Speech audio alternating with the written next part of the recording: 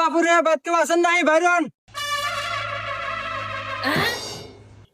কেটো রে বাপুরে, তুমি চিনলাম না। আঙ্কেল, আপনি তো মুরব্বী মানুষ, আপনি আমাকে চিনবেন না। আমি একটা প্রাইভেট কোম্পানি থেকে আসছিলাম। হ্যাঁ, কোম্পানি? এ গাদা সোহেল, এ তার তোর একটা চেয়ার নেই, এ দেখ কোম্পানির লোক আছে, বসবে দে। এ যা বসি, দিতে বসবে দে।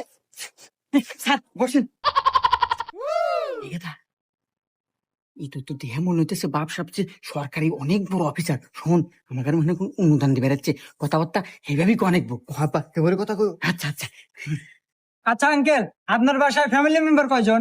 স্যার, আমার আমার কিচ্ছু নাই স্যার, চরাত কোনো জমি জমা নাই। আর এই বাড়িটাও এই দাদার আমল থেকে পূর্বপুরুষের, আমার কিচ্ছু নাই। কিচ্ছু নাই? আচ্ছা আঙ্কেল, বাদ দেন। আপনার বাড়িতে টয়লেট কয়টা আছে? ইয়াবা, নাই নাই নাই নাই কও। ও, টয়লেট দিব মনে হয়, তাই না? আচ্ছা আচ্ছা।